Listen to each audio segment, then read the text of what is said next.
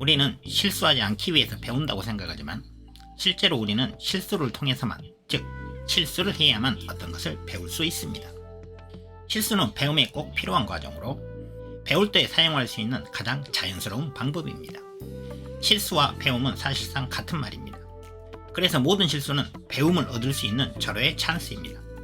실수의 과정을 거치면서 우리는 끊임없이 시도해야만 비로소 배움에 성공할 수 있습니다. 실패를 많이 하면 할수록 그만큼 성공할 가능성은 더욱 높아집니다. 실수를 하더라도 일단 시작하지 않으면 실제로 발전할 수 없습니다. 이 과정에서 개선 방법을 알려주는 피드백을 받을 수 있는 한 실수는 항상 허용됩니다. 그리고 우리가 받는 에러 피드백의 질과 정확도가 높을수록 배움의 속도는 더 빨라집니다. 논란, 배움의 추진력. 두뇌가 예측한 것과 발생한 결과 사이의 차이점. 학습 알고리즘의 원리. 일단 먼저 시작합니다. 실패하더라도 실수의 규모와 방향을 보고 난 후 이 에러 피드백을 이용해 다음 시도에서 어떻게 개선할지를 파악합니다. 로버트 레스콜라와 앨런 와그너의 유명한 레스콜라 와그너 제2모형에 따르면 우리의 뇌는 자신이 예측한 것과 실제로 받아들인 정보의 차이를 인지할 때만 배우기 시작한다고 합니다. 즉, 그 어떤 배움도 에러 없이는 불가능하다는 것입니다. 생명체들은 자신의 예상과 다른 일이 일어날 때, 즉 예측의 실수를 통해서 배웁니다. 예상 밖의 놀람은 가장 강력한 배움의 기본 동력 중 하나로서 배움에 절대적으로 필요한 배움의 강력한 추진력입니다. 파블로프의 개 실험을 예로 들어보겠습니다. 한 개에게 벨소리를 들려줍니다. 원래 아무 의미도 효과도 없는 벨소리를 반복해서 먹을 것과 연결시켜 들려주면 그 벨소리는 침을 흘리게 하는 자극이 됩니다. 뇌는 이 과정이 반복되면 감각정보 벨소리를 활용해 이후에 있을 자극, 먹을 것을 예측하게 되고 이 예측이 맞아떨어지면 두 자극을 합쳐서 하나의 자극 반응을 형성합니다. 그 과정은 다음과 같습니다. 뇌가 감각, 입력 정보들, 벨소리의 가중치의 합을 계산해 예측을 합니다. 처음에는 단순한 종소리를 들은 것이라고 인식합니다. 이 예측과 실제 들어오는 자극 간에 먹을 것과 차이가 생기면 이를 계산하게 됩니다. 이 차이가 예측 에러입니다. 이 에러의 크기가 예측에 대해 다른 결과가 발생한 것에 대한 놀람의 정도를 나타냅니다. 뇌가 이 놀람 신호를 활용해 내부 표현, 즉 뇌의 예측을 바로잡습니다. 그리고 이 상황이 반복되면 벨소리가 들리면 먹을 것을 넣는다는 내부 모델이 형성됩니다. 즉 내부 모델이 자극의 힘과 예측 에러의 값의 정비례해서 변화하는 것입니다. 그렇게 되면 다음 예측은 발생한 현실에 좀 더 가까워집니다. 이제 벨소리를 들으며 먹을 것을 예측하게 되고 침을 흘리는 고전적 조건 형성이라는 학습 패러다임이 만들어집니다. 이 과정에서 배움의 세 가지 기동, 주의, 적극적 참여, 에러 피드백이 적극적으로 작동합니다. 적절한 감각 입력 정보를 선정하고 주의, 이 정보를 활용하여 예측한 다음 적극적 참여, 이 예측의 정확도를 확인하면서 에러 피드백, 배움의 과정이 진행됩니다. 우리 뇌는 항상 받아들이는 입력 정보들을 예측하려 힘쓰며 놀람이나 에러의 정도에 따라 그 예측을 조정합니다. 따라서 배운다는 것은 결국 예측 불가능한 것을 줄이는 작업입니다. 따라서 배움은 적극적 활동이며 우리의 예측과 어긋나는 데서 오는 놀람의 정도에 따라 배움의 양상은 확연하게 달라집니다. 이런 배움의 과정에서 정말 중요한 것은 배우는 사람의 불확실성을 줄여주는 명확한 피드백입니다. 그래서 학습 멘토나 선생님의 도움을 받으면 배움의 과정은 놀라울 정도의 속도로 빨라집니다. 놀람이 없으면 배움도 없습니다. 단순 암기로는 아무것도 배울 수 없습니다. 아이들의 경우 물리학과 산수, 확률과 심리학 법칙에 반하는 놀라운 마법 같은 것이 아니면 더 이상 쳐다보지 않습니다. 그러나 아이들은 놀랄 때마다 그것을 단순하게 쳐다보지만은 않습니다. 뭔가를 반드시 배우게 됩니다. 아이들은 자신이 관찰한 일이 뜻밖이라 놀라우면 자신의 가설을 조정합니다. 모든 뜻밖의 놀라운 일이 결국 세계에 대한 내부 모델의 조정으로 이어지는 것입니다. 우리는 실시간으로 우리의 신경세포들이 끊임없이 주고받는 이런 에러 신호들을 대체 어떻게 최대한 활용할 수 있을까요? 아이나 어른이나 효과적으로 배우려면 그들의 환경이 그들에게 신속하고 정확한 피드백을 제공해 주어야 합니다. 아이들의 경우 어디서 실수를 했는지 또 그러지 말고 어떻게 했어야 했는지를 정확히 알려주게 되면 배움은 그만큼 쉽고 빨라집니다. 이런 에러 피드백이 교사의 입장에서는 학생들에게 에러에 대한 신속하고 정확한 피드백을 제공함으로써 학생들이 스스로 에러를 바로잡는 데 필요한 정보를 아주 풍부하게 제공해 줄 수 있는 수단입니다.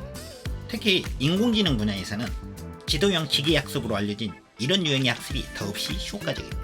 기계로 하여금 실패의 원인을 파악해 스스로 바로잡을 수 있도록 해주기 때문입니다. 호재 교육 전문가 존 해티가 실시한 분석에 따르면 교사로부터 받은 에러 피드백의 질은 학생의 학업 성취도를 결정짓는 주요 요인 중 하나라고 합니다. 그에 따르면 교사는 명확한 학습 목표를 세워주고 설사 불가피한 실수를 하더라도 확대 해석하지 않고 학생이 점차 그 목표에 다가갈 수 있도록 이끌어주는 것이 성공적인 학습의 중요한 열쇠라고 합니다. 로마인들의 격언 To err is human. 실수는 인간의 일이다는 매일매일 실생활에서 목격되는 사람들의 일상입니다. 이런 상황에서 훌륭한 교사는 학생이 실수해도 연민의 눈으로 따뜻하게 지켜봐줍니다. 실수 없이 배우는 사람이 없다는 것을 너무나 잘 알기 때문입니다. 그들은 자신이 최대한 냉정한 자세로 학생들이 힘들어하는 부분들을 진단해 가장 나은 해결책을 찾도록 도와야 한다는 것을 너무나 잘 알고 있습니다. 경험상 학생들이 어떤 유형의 실수를 하는지를 잘 압니다. 학생들은 늘 계속 반복해 똑같은 덫에 빠지기 때문입니다. 그들은 적절한 말을 찾아내 학생들을 격려하고 안심시키고 또 자신감을 회복시키며 동시에 스스로 잘못된 생각을 바로잡게 해줍니다. 평가가 아니라 진실을 말해주기 위해 학생 곁에 있는 것입니다. 성적, 에러 피드백의 형편없는 대체물. 학습 이론에 따르면 성적은 보상 또는 처벌 신호에 지나지 않습니다. 그 자체로는 우리가 왜 실수를 했는지 또는 어떻게 바로잡아야 하는지에 대해 아무런 설명도 해주지 못합니다. 따라서 자세하고 건설적인 평가가 따르지 않으면 성적 자체는 형편없는 에러 피드백에 지나지 않습니다. 성적은 부정확하거나 여러 주 후에나 나오는 경우가 많은데 그때쯤 되면 대부분의 학생은 이미 오래전에 자기 내부 출연의 어떤 면 때문에 에러를 범했는지 까맣게 잊어버립니다. 스스로 테스트하라. 만일 성적을 매기는 것이 효과적인 교육 방식이 아니라면 에러 처리에 관한 우리 과학적 지식을 배우는 과정에 접목시킬 최선의 방식은 무엇일까요? 원칙들은 간단합니다. 첫째, 사람들로 하여금 자신이 없더라도 배우는 과정에 참여하고 반응을 보이며 적극적으로 가설들을 만들 수 있게 해주어야 합니다. 둘째, 배우는 사람들로 하여금 즉각 객관적이며 비처벌적 피드백을 받아 자신의 에러를 신속하게 바로잡게 해주어야 합니다. 이 모든 것을 충족시켜줄 전략은 테스팅하는 것입니다. 이 전략을 인출 연습이라고 하는데 정기적인 테스트는 장기적인 학습 효과를 극대화합니다. 모든 사람들은 기억을 테스트하는 행위만으로도 그 기억이 더 강해집니다. 테스팅하는 것은 적극적인 참여와 에러 피드백 원칙들의 직접적인 반영이라 할 수 있습니다. 테스트를 통해 당신은 현실을 직시하게 되며 알고 있던 것들은 더 내 것으로 만들고 모르고 있던 것들을 새로 알게 됩니다. 테스트에서 중요한 것은 당신이 받게 되는 마지막 성적이 아니라 당신이 정보를 입수하기 위해 기울인 노력과 당신이 받게 되는 즉각적인 피드백입니다. 바로 이런 점 때문에 테스트는 적어도 수업 그 자체만큼이나 중요한 역할을 하는 경우가 많습니다. 미국의 심리학자 헨리 로디커와 그의 동료들이 실시한 유명한 일련의 실험들에서 얻은 결론이기도 합니다. 한 연구에서 세 그룹의 학생들로 하여금 정해진 시간 내에 서로 다른 방식으로 단어들을 외우게 했습니다. 첫 번째 그룹은 8차례의 짧은 기간들 동안 전부 공부만 했습니다. 두 번째 그룹은 6차례 공부하고 2차례 테스트했습니다. 세 번째 그룹은 4차례 공부하고 4차례 테스트했습니다. 세 그룹 모두 같은 시간이 주어졌기 때문에 테스트를 하면 결국 공부할 수 있는 시간은 그만큼 줄어들었습니다. 48시간 후 학생들이 외운 단어 수를 비교해보니 테스트할 기회가 많았던 학생들이 더 많은 단어를 외웠습니다. 번갈아가며 공부 시간과 테스트 시간을 가진 학생들의 경우 참여도가 높아졌고 받는 피드백 또한 더 명백해졌던 것입니다. 이제 이 단어는 알겠는데 이 단어는 외워지지가 않아 라는 식으로 이 같은 자기인식 내지 메타 기억은 학습에 도움이 됩니다. 다음 시간에는 외워지지 않는 단어에 더 집중할 수 있기 때문입니다. 스스로를 테스트할수록 학습해야 할 것들을 더 잘 외우게 되는 효과 또한 분명합니다. 에러 후의 적극적 참여가 학습 효과를 극대화시키기 때문입니다.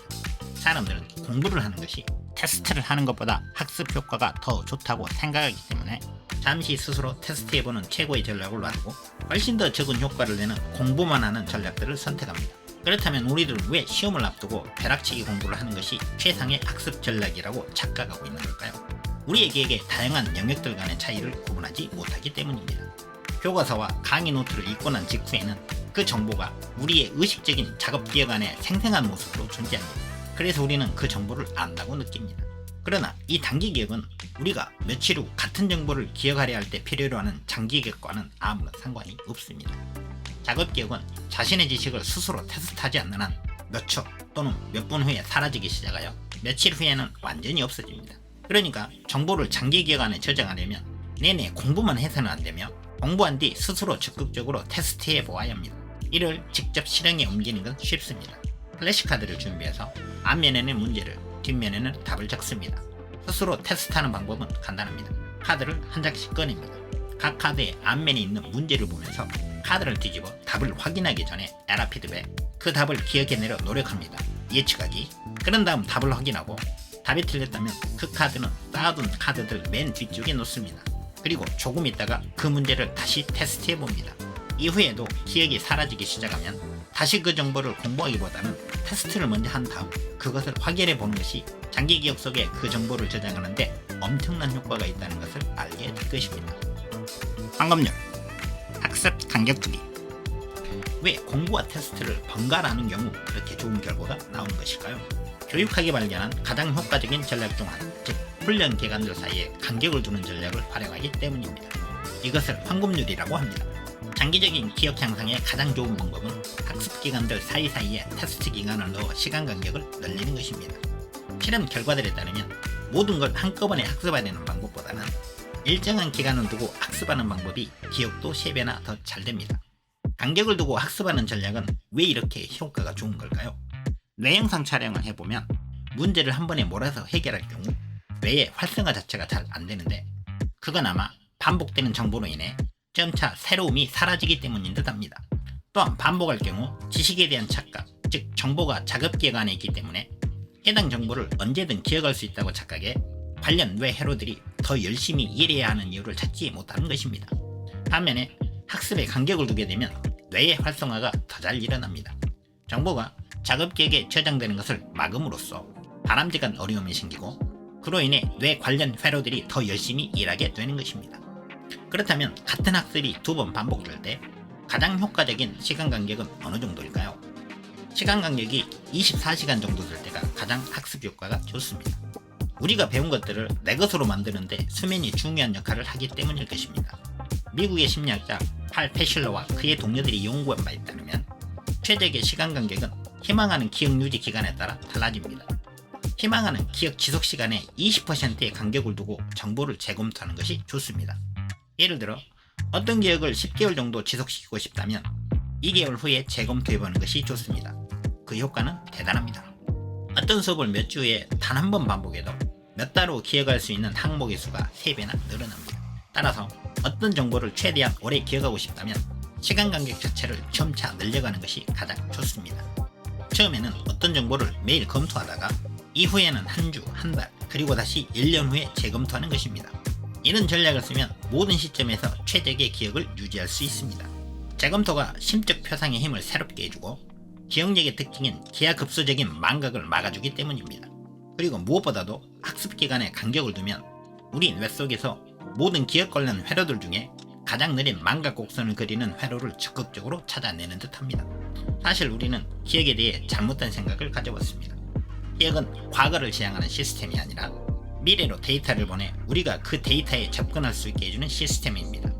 팔 페실러는 자신의 연구에서 다음과 같은 몇 가지 결론을 얻었습니다. 첫째, 학습은 늘 여러 학습 기간에 걸쳐 분산될 때 더 효과가 있다.